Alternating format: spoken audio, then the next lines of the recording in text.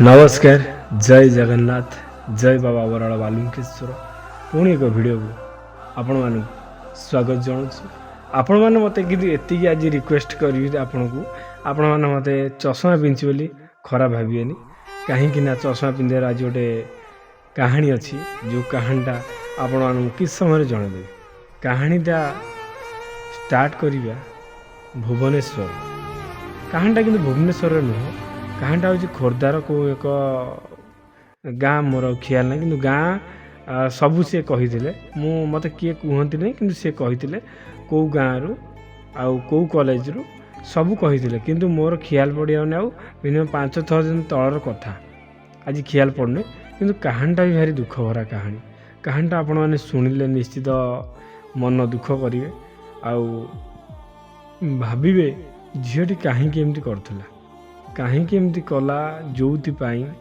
पुआ आज जेल गला यही जिनसटी आज कहवाई चाहिए कहीं है ना आउ कहीं पुणी एत दिन बीतीगला कमिटी है कौन है से सब विषय कहि प्रथम तो मु चश्माटा कहीं पिंधि ता विषय कहीदिए राति आसी 1 बाजीगला आगे लाइटा लगी फोकस लाइटा एक भी गोटे लाइट लगी जोटा को मो मुँह को पड़ुची से लाइटा आउ आखि उपर पड़ा आखि खाली छट छट छट निद लगुच जोरसोर से चश्माटा पिंधे आखि उपर पड़ो ना जदि पड़ो मुझे शोई पड़ी भी आपको जना पड़ो ना मुझे शोई कौन कर चश्माटा पिंधे आउ कि ना चश्माटा पिंधे मो गामछाटा भिड़ी देती सेटा भी किसी खराब भाविए चलतु भिडियोटी स्टार्ट करिया क्यों एक कॉलेज जो कॉलेज आमर खोर्धारू मार्केट ऊपर अच्छी आपण जानी सारी कि न जानी अलग कथा दीज को भल पाइले भल पाइबा भितर पुआटा को एत झीटा भल पाईगला जे एक्सेस भल पाईगला एक्सेस भल पाइबा भितर कॉलेज आसवे कॉलेज बाहाना कर बुलाबुली करेंगे इे जा सियाड़े जा पार्क जा इे सियाड़े जा एमती बुलाबुली दीर्घ 2 वर्ष चलीगला सांग भितर से सब जिनस सेयार हो गला कि या भल पाऊँ सी भल पाऊँ एमती एक कहानी घटीगला भालेंटाइन डे रे ये हूँ पूर्व वर्षर कहानी मान 2024 भालेंटाइन डे से भालेंटाइन डे रे कौन होता ना दीज ता पुअर सांग जी से गर्लफ्रेंड को आनता ये जो मेन लोक जी मत फोन करता ये जाइला ता गर्लफ्रेंड को धरिकी माने मते फोन करिया लोकटा हूँ पुओटा झील नु आज कहानी हूँ झील नु पुओ स्टार्टिंग पुणी कह रखुची खोर्धार एक कॉलेज पुओटी हूँ खोर्धार झीटी हूँ भुवनेश्वर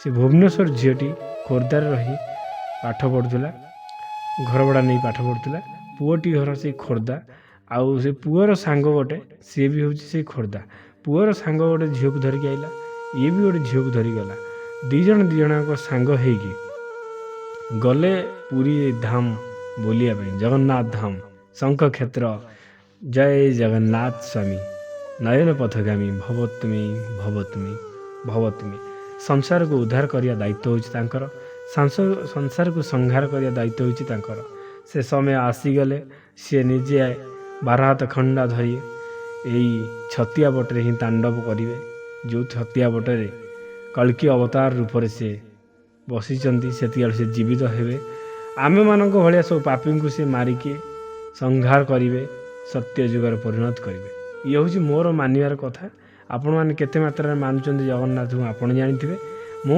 बहुत माने बहुत एक्सेस से 4 जन पुरी गले पुरीर मेन बड़दाण्डर न रही से जाकि समुद्र कूल रहिले एमती दुर्भाग्यवशत गोटे रूम को 4 जन से माने पुरी जीवा बाहाना रे जगन्नाथ को देखिया बाहाना रे सेठी जाकि रहिले रहिबार 2 जन को मद पीकी आसिले जो 2 जन मद पीकी आसिले तांको 2 जन जोर जबरदस्त करी सेठी कथा होगी आसते आमे आज माने गर्लफ्रेंड अदल बदल करवा एटा गोटे छोट कथा आपण मैंने झील मैंने भाविले भी बहुत कष्ट हम गर्लफ्रेंड अदल बदल करवा कहीकि जाइथिले किंतु जो तार जो सांगटा सी बहुत भल थिला कि नाई मो स्त्री मोर तो स्त्री तोर एमती कथा हेले केबे भल नुह भगवान सहीबेनी କାହିଁକି ନା ଭାବିକି ଆସିଥିଲେ କିନ୍ତୁ କରିବେ ବୋଲି। ଏଠି ଆସି ପହଞ୍ଚିଲା ପରେ ସେ ସବୁ ଚେଞ୍ଜ ହେଇଯାଇଥିଲା। ଚେଞ୍ଜ ହେଲା ପରେ ଝିଅଟା ଏତେ ଯେ ଇଏ ଥିଲା, ସିଏ ୟା ସାଙ୍ଗକୁ ଭଲ ପାଇଗଲା। ଯେତେବେଳେ ୟା ସାଙ୍ଗକୁ ଭଲ ପାଇଗଲା, ଏଇ ଯେଉଁ ପୁଅଟା ମୋତେ ଫୋନ୍ କରିଥିଲା ସିଏ ବହୁତ କଷ୍ଟ ପାଇଲା। ମଦ ପିଇକି ଆସିଥିଲା ନା, ଭୋ ଭୋ ହୋଇ କାନ୍ଦିଲା। ସିଏ ଭଲ ପାଇଗଲା। ଯେତେବେଳେ ଭଲ ପାଇଗଲା ସାଙ୍ଗେ ସାଙ୍ଗେ ସେଠି କହିଲା, ମଦକୁ ନେଇ ଝଗଡ଼ା ହେଲା। ମଦକୁ ନେଇ ଯେତେବେଳେ ଝଗଡ଼ା ହେଲା, ସିଏ କହିଲା ମୁଁ ଚାଲ ତୁମ ସହିତ ପଳେଇଯିବି। 2ଟା ବାଇକ୍ ଧରିକି ଆସିଥିଲା, ସିଏ ତା ସହିତ ପଳେଇଗଲା। ଯେତେବେଳେ ପଳେଇଗଲା, ସିଏ ତାର ଯେଉଁ ଗାର୍ଲଫ୍ରେଣ୍ଡ, ସେ 2 ଜଣ ତା ଗାଡ଼ିରେ ପଡ଼ିଲେ। ଇଏ ଏକ୍ସେସ୍ ମଦ ପିଇଥିଲା। ସେଦିନ ସିଏ ଶୋଇକି ରହିଗଲା।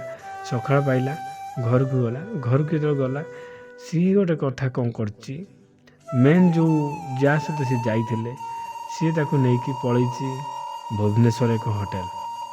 ତାଙ୍କ ଭିତରେ କ'ଣ ହେଇଛି କ'ଣ ନାହିଁ, ସେ ନିଜେ ମନା କରିଥିଲା ଏସବୁ ଭୁଲ, କିନ୍ତୁ ତାକୁ ଛାଡ଼ିକି, ତା ଗାର୍ଲଫ୍ରେଣ୍ଡକୁ ଛାଡ଼ିକି ବାହାନା କଲା ଛାଡ଼ି ଦେଇକି କି ତୁମକୁ ଛାଡ଼ିଦେଲି, ମୁଁ ଏ ଝିଅକୁ ନେଇ ଛାଡ଼ି ଦେଇ ଆସି। ଛାଡ଼ି ଆସିବା ବାହାନାରେ ସେ 2 ଜଣ ହୋଟେଲ ପଳେଇଲା। ମାନେ ଥର କ'ଣ ଏମିତି ହେଇପାରେ ବୋଲି ଆପଣମାନେ କେବେ ବିଶ୍ୱାସ କରୁଛନ୍ତି କି? ମାନେ ଗୋଟେ ଦେଖାରେ ହୋଟେଲ ଯାଇପାରିବ ବୋଲି? ଯଦି ଯାଇପାରିବେନି ତାହେଲେ ଏମାନେ ହେଉଛନ୍ତି ଖରାପ ଝିଅ, କଲ୍ ଗାର୍ଲ ଯାହା କୁହନ୍ତି। ଯଦି ଖରାପ ହେଇପାରିବେ ତାହେଲେ ଏଇ ହେଉଛି କଲ୍ ଗାର୍ଲ। ଯଦି ଖରାପ ହେଇପାରିବେନି ତାହେଲେ କିଛି ନୁହଁ, ମିଛ କଥା, ମିଛ କାହାଣୀ।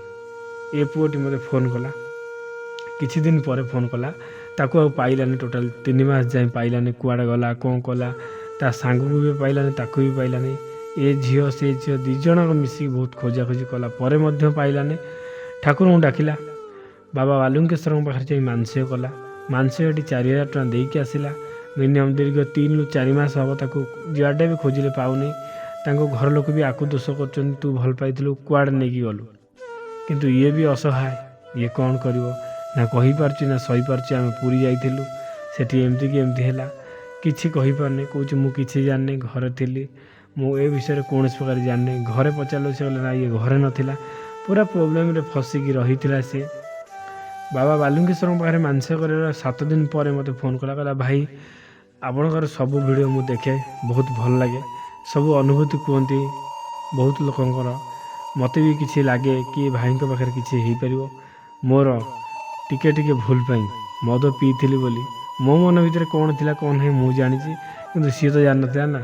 ମଦ ପିଇଥିଲି ବୋଲି ଆଜି ଏତିକି ତାଣ୍ଡବ ହେଲା। ଆଉ ସେ ତା ସହିତ ଯାଇଛି ନା, ତାର ଦେଖା ଦର୍ଶନ ଅଛି ନା ୟାର ଦେଖା ଦର୍ଶନ ଅଛି। କଥାଟି ଶୁଣୁ ପୁଅ ତାକୁ ନେଇଯାଇଛି କେରଳ ନେଇକି ପଳେଇଛି। କେରଳରେ ତାକୁ ବିକ୍ରି କରିଦେଇଛି ଗୋଟେ ଚକୋଲେଟ୍ କମ୍ପାନୀରେ ବିକ୍ରି କରିଦେଇଛି 4 ଲକ୍ଷ ଟଙ୍କାକୁ। 4 ଲକ୍ଷ ଟଙ୍କାକୁ 6 ବର୍ଷ ପାଇଁ ବିକ୍ରି କରିଦେଇଛି। ଏମିତି ଠାକୁରଙ୍କ କତିରେ, ମାନେ ଏଇଟା ତ ଜାଣିଲେ ପଛରେ ଏଇ ଯେଉଁ ବିକ୍ରି କରିଛି ବୋଲି। ମୋତେ ଯେତେବେଳେ କଲ୍ କଲେ, ତାଙ୍କ 2 ଜଣ ଫଟୋ ଦେଲା ପରେ ମୁଁ ତାଙ୍କୁ କହିଥିଲି କିଛି ଟେନସନ୍ ନିଅ ନା ଭାଇ, ଇଏ ନିଶ୍ଚିତ ଫେରିବ, ତୁମେ ଆଉ ଡହଳ ବିକଳ ହୁଅ ନା। ପୁଅଟି ତା ଆଗରୁ ମଦ ପିଇକି, ଗଞ୍ଜେଇ ଟାଣି, ଡ୍ରଗ୍ସ ଖାଇ, ମାନେ ଇଏ 3 ମାସ ଭିତରେ ଏତେ ସେ ବିଗିଡ଼ିଗଲା, ଏତେ ଟେନସନ୍ରେ ପଡ଼ିଗଲା। ଗଞ୍ଜେଇ ଟାଣି, ଡ୍ରଗ୍ସ, ମଦ, ବିଡ଼ି, ସିଗାରେଟ୍, ମାନେ ଯାହା ସବୁ ଖାଇ ଶେଷରେ ହାତ ବି କାଟିଛି। ଅଖିଆ ଅପିଆ କୁଆଡ଼େ ଯାଇକି ଶୋଇଥିବ ଯେ ହିସାବ ବାହାରେ। ନଈ କୂଳରେ ଥରେ ଶୋଇଥିଲା। ନଈ କୂଳରେ ତାଙ୍କର କିମିର ଅଛି। କିମିର ଥରେ ଘୋଷା ନେବା ଉପରେ ଥିଲା ତାକୁ। ଲୋକମାନେ ତାକୁ ହୋଇ କରିକି ଅଟକେଇଲେ ନଈ ଏପଟୁ। ନଈ ତ ନୁହଁ, ଗୋଟେ ନାଳ ଭଳିଆ। ସେ ନାଳଟା ଟିକେ ଓସାର ଅଛି, ତଥାପି ଏକରୁ ସେକରୁ କିଏ ଡାକିଲେ ଶୁଭିବ। ସେକରୁ ଲୋକ ଡାକିଲେ ହୋଇ କରି ଜୋର ଡାକିଲେ, ଶୁଭୁନଥିଲା। ବହୁତ କଷ୍ଟରେ ଶୁଭିଲା। ଉଠି ଦେଖିଲା ଆଉ କୁମ୍ଭୀର ପାଖାପାଖି ପୁରା ହେଇଯାଇଛି। ବହୁତ କଷ୍ଟରେ ସେ ବଞ୍ଚିଥିଲା। ମଦ ପିଇକି, ଡ୍ରଗ୍ସ ଖାଇକି କେଉଁଠି କେତେବେଳେ ପଡ଼େ ତା'ର ହିସାବ ନଥାଏ। ତଥାପି କଲ୍ କଲାବେଳେ ବହୁତ ସେ ଭଲରେ କଥା ହୁଏ କି ଭାଇ ଏମିତି ଅସୁବିଧା, କିଛି ଗୋଟେ ଉପାୟ ବାହାର କର, ଯେଉଁ ଉପାୟ କି ମୁଁ ମୋ ମନର ମଣିଷକୁ ଫେରି ପାଇବି। ଭାଇ ଏତିକି ରିକ୍ୱେଷ୍ଟ କର ଭାଇ, ମୁଁ ତୁମ ଆଗରେ ହାତ ଯୋଡ଼ୁଛି, ସେ ମୋ ପାଖକୁ ଫେରି ଆସୁ, ମୁଁ ଆପଣଙ୍କ ପାଖରେ ଚିର ଋଣୀ ହେଇକି ରହିବି। ଏତିକି ମୋତେ କହିକି ବହୁତ କାନ୍ଦିଥିଲା ଭୋ ହେଇକି। ଆଉ ତା କାନ୍ଦ ବି ମୋ ହୃଦୟକୁ ବହୁତ କଷ୍ଟ ଦେଇଥିଲା। ମୁଁ ଜାଣିଛି ସଚ୍ଚୋଟ ଭଲ ପାଇବାରେ କେତେ କଷ୍ଟ ଥାଏ, କିନ୍ତୁ ସେଦିନ ସେ ମଦ ପିଇଥିଲା ବୋଲି ତା ମାଇଣ୍ଡରେ କ'ଣ ଚାଲିଥିଲା କ'ଣ ନାହିଁ ସିଏ ଜାଣିଥିଲା। କିନ୍ତୁ ଆଜି ସେ ସମୟ ବଦଳି ଯାଇଛି। ପୁଅ ବହୁତ ଏକ୍ସେସ୍ ତାକୁ ଭଲ ପାଉଛି। ପାଗଳ ପରିକା ଭଲ ପାଉଛି, କିନ୍ତୁ ସିଏ ଆଜି ତା ପାଖରେ ନାହିଁ। ଭଗବାନଙ୍କୁ ଡାକୁଛି ସିଏ ତା ପାଖକୁ ଫେରି ଆସୁ। କିନ୍ତୁ ଏତିକି ତାଙ୍କୁ କହିଥିଲି। କହିବା ପରେ ସିଏ ତାଙ୍କ ଫଟୋ ଯାହା ସବୁ ଦେବା କଥା ଦେଇଥିଲେ। ପଇସା ମଧ୍ୟ କହିଥିଲି 1200 ଟଙ୍କା ଖର୍ଚ୍ଚ ହେବ ବୋଲି, କାହିଁକିନା ନନାଙ୍କର ବି ପଇସା ଦେବାର ଅଛି। ନନା ଅଳ୍ପ ପଇସାରେ କାମ କରୁନାହାନ୍ତି, କହୁଛନ୍ତି ସାରା ଓଡ଼ିଶାଙ୍କର କାମ ପାଣି ଢାଳିବି, ପୂଜା କରିବି, ଏତିକି ଟଙ୍କା। ଏଦିନ ମୋତେ କହିଲେ ଆଜି ଆପଣମାନଙ୍କୁ ଜଣେଇ ଦେଇ ଯାଉଛି ପୂଜାରେ ସେଦିନ କାହିଁକି ଭିଡ଼ିଓ ସମସ୍ତଙ୍କର ଆସିପାରିଲା ନାହିଁ। ଦେଖନ୍ତୁ ମୋ ନନାଙ୍କୁ ଯାଇକି ଫୋନ୍ କରିଥିଲି ରାତି 3ଟା ବେଳେ, ନନା ପୂଜା ପାଇଁ ମୁଁ ଆସିଗଲିଣି। ନନା ଚିଡ଼ିମିଡ଼ି ହେଇକି କହିଥିଲେ ପୂଜା ମୋର ଆଉ କିଛି କାମ ଅଛି ନା ଏତିକି। ମୁଁ ଆଉ କିଛି ଭାବିପାରିଲି ନାହିଁ। ଟିକେ ସମୟ ୱେଟ୍ କଲି। ୱେଟ୍ କଲା ପରେ ନନା ଆସିକି ପହଞ୍ଚିଗଲେ। ମୁଁ ରାତି 3ଟାରୁ ୱେଟ୍ କରିଛି, ନନା ଆସିକି 5ଟାରେ ପହଞ୍ଚିଲେ। 5ଟା 10-15 ମୁଁ କହିଲି ନନା ମୋ ଉପରେ ରାଗିଛ କି? ସେ କହିଲେ ମୁଁ କିଛି ରାଗି ନାହିଁ, ଏଠି ପୂଜା ହେଇପାରିବ ନାହିଁ, ତୁମେ ମନ୍ଦିର ଚେଞ୍ଜ କର, ଅନ୍ୟ ମନ୍ଦିର ଦେଖ। ମୋତେ ବି ଭାରି ଅପସେଟ୍ ଲାଗିଥିଲା, ଭାରି ଦୁଃଖ ଲାଗିଥିଲା। ଏତେ ଜଣଙ୍କର ଆଶା ଆଉ ଭରସା ଅଛି, ଯଦି ଏତିକିରୁ ପୂଜା ବନ୍ଦ ହେଇଯିବ ତାହେଲେ ବହୁତ କଷ୍ଟ ହେବ। ବହୁତ କାକୁତି ମିନତି ହେଇ ତାଙ୍କ ଗୋଡ଼ ହାତ ତଳେ ପଡ଼ି ନନା ସେଦିନ ପୂଜା କରିଥିଲେ। କିନ୍ତୁ ପ୍ରାୟ ବହୁତ ଲୋକଙ୍କର ପୂଜା ହେଇପାରିନି, କାହିଁକିନା ମନ୍ଦିରର ମୁଖିଆ ଆସିଯାଇଥିଲେ। ସିଏ ମୋତେ ଏମିତି ଅପମାନ କରିଥିଲେ ଯେ ମୋତେ ଭାରି କଷ୍ଟ ହେଇଥିଲା। ଅପମାନଟି କ'ଣ, ଏଠି କ'ଣ ଚାଲିଛି, ଏଠି କ'ଣ ଡ୍ୟାନ୍ସ ଚାଲିଛି ନା ଯାତ୍ରା ଚାଲିଛି ନା କ'ଣ ଚାଲିଛି, ରେକର୍ଡ଼ିଂ କରୁଛ, ଏମିତି ଇଆଡ଼ୁ ସିଆଡ଼ୁ ବହୁତ ଜିନିଷ ପ୍ରାୟ ଆହୁରି ଅଛି, ମୁଁ କହିହେବନି। ଆପଣମାନେ ଯଦି ଜାଣିଥିବେ ତାହେଲେ ଜାଣିଥିବେ, ନ ଜାଣିଥିବେ ତାହେଲେ ଏଇଥିରେ ଜାଣନ୍ତୁ। ଏମିତି କେମିତି ସବୁ କହିଥିଲେ। ଏଇ ତ ହେଉଛି ପୂଜାରେ କ'ଣ ହେଇଥିଲା ମୁଁ ମଝିରେ ପୁରେଇଥିଲି, ସେଥିଲାଗି ଆପଣଙ୍କୁ କ୍ଷମା ଚାହୁଁଛି। ଷ୍ଟାର୍ଟ କରିବା ଫେର ସେଇଠୁ। ସିଏ ଯେତେବେଳେ ଦେଇଥିଲେ ମୁଁ ତାଙ୍କୁ 1200 ଟଙ୍କା କହିଥିଲି, ସିଏ ମୋତେ 700 ଟଙ୍କା ଦେଇଥିଲେ। ତାଙ୍କ ପାଖରେ ଆଉ ପଇସା ନଥିଲା। ସେଇ 700 ଟଙ୍କାରେ ତାଙ୍କର ପୂଜା ଆରମ୍ଭ କରିଥିଲି। ମିନିମମ୍ ଯାହା ନୀତି ନିୟମ ଆପଣଙ୍କୁ କହୁଛି ତାଙ୍କୁ ବି କହିଥିଲି। ମିନିମମ୍ ସବୁଯାକ ସୋମବାର ଚାଲିଗଲା, 7ଟା ସୋମବାର ଚାଲିଗଲା। 7ଟା ସୋମବାର ପରେ ମଧ୍ୟ ହେଲାନି। ଫୋନ୍ କରିଥିଲେ ଭାଇ କୌଣସି ପ୍ରକାର ସକ୍ସେସ୍ ହେଇପାରୁନାହିଁ ବୋଲି। ତାଙ୍କୁ କହିଥିଲି ଗୋଟେ ଅଖଣ୍ଡ ଦୀପଟେ ଭାଇ ଜାଳ, ଅଖଣ୍ଡ ଦୀପଟେ ଜାଳ କିଛି ମାତ୍ରାରେ ସକ୍ସେସ୍ ହେଇପାରିବ। ଅଖଣ୍ଡ ଦୀପଟେ ସେ ଯେତେବେଳେ ମୋତେ ଦେଇଥିଲେ ଜାଳିବା ପାଇଁ, ମୁଁ ତାଙ୍କ ନାଁରେ ଅଖଣ୍ଡ ଦୀପ ଜାଳିଥିଲି। ଜାଳିଲା ପରେ ସେଇଦିନ ରାତିରେ, ଯେଉଁଦିନ ଦିନରେ ଭୋର ଜଳା ହେଲା, ସେଇଦିନ ରାତିରେ ସେ ସ୍ୱପ୍ନ ଦେଖିଲେ ସାପ ଆସିକି ତାଙ୍କ ଅଣ୍ଟାରେ ଗୁରେଇ ତାଙ୍କୁ ଅନେଇକି ଶୋଇଛି। ମାନେ ଇଏ ହେଉଛି ଗୋଟେ ବଡ଼ ସଂକେତ ସିଏ ଆସିବାର। ଏତିକି ଯେତେବେଳେ ଦେଖିଛି ମୋତେ ଫୋନ୍ କରିଛି ଭାଇ ଏମିତି କଥା। ଆଉ ସେତିକିବେଳୁ ସେ ଝଡ଼ିକି କଣ୍ଟା ହେଇସାରିଲାଣି। ଏମିତି କଥା, ମୁଁ ସାପ ଦେଖିଛି। ମୁଁ ତାଙ୍କୁ କହିଥିଲି ତୁମେ ଟେନସନ୍ ନିଅ ନା, ନିଶ୍ଚିତ ସେ ଆସିବ। ତାପରେ 2ରୁ 3 ଦିନ ଚାଲିଯାଇଛି, 5 ଦିନ ଚାଲିଯାଇଛି। ସେଥିରେ 8 ନମ୍ବର ସୋମବାର ପଡ଼ିଗଲା। 8 ନମ୍ବର ସୋମବାର ସିନା ହେଉନି, କିନ୍ତୁ ମୋ କହିବା କଥା 8 ନମ୍ବର ସୋମବାର ପଡ଼ିଗଲା। ସେ 8 ନମ୍ବର ସୋମବାରରେ ତା'ର ଇନଷ୍ଟାଗ୍ରାମରେ ହାଏ ଆସିଲା। ଇନଷ୍ଟାଗ୍ରାମରେ ଯେତେବେଳେ ହାଏ ଆସିଲା, ଇନଷ୍ଟାରେ ହାଏ ଆସିଲା ଯେତେବେଳେ ସେ ଇନଷ୍ଟାରେ ହିଁ ଭୁଲ ମାଗିଲା, ସରି ମୋର ଭୁଲ ହେଇଯାଇଛି, ଆଉ ଯାହା ସବୁ ବିତି ଯାଇଛି ମୁଁ ତୁମକୁ ନେଇକି ଚଳିବା ପାଇଁ ଚାହୁଁଛି। ଯାହା ସବୁ ବିତି ଯାଇଛି ମୋତେ ଯାହା ବରଂ ଦଣ୍ଡ ଦେଉଛ ଦିଅ, ନ ଖାଇ ନ ପିଇ ମୋତେ ବରଂ ମାରିଦିଅ, କିନ୍ତୁ ତୁମ ପାଖକୁ ନିଅ। ଏମିତି ବି ବହୁତ କାକୁତି ମିନତି କାନ୍ଦିଲା। ଦୀର୍ଘ 4-5 ଘଣ୍ଟା କଥା ହେଲେ। 2 ଜଣଙ୍କ, ଇଏ ବି ଦୁଃଖରେ ଅଛି, ସିଏ ବି ଦୁଃଖରେ ଅଛି। ଦୁଃଖ କେମିତି ଆଇଲା, ଭଗବାନ ତା ମନକୁ ପରିବର୍ତ୍ତନ କଲେ। ଏ ପୁଅ ଘରକୁ ରିଟର୍ନ ପଳେଇ ଆସିଲା। ସେ ଝିଅଟି ଟୋଟାଲ୍ ଆସିଲାନି, ଆସିକି ଭୁବନେଶ୍ୱରରେ ରହିଲା। ରହିବାର କିଛି ଦିନ ପୁଣି ବିତିଗଲା 10 ଦିନ। ପୁଣି ସେ ଫୋନ୍ କରି ଭୁଲ ଭାଲ ମାଗିଲା।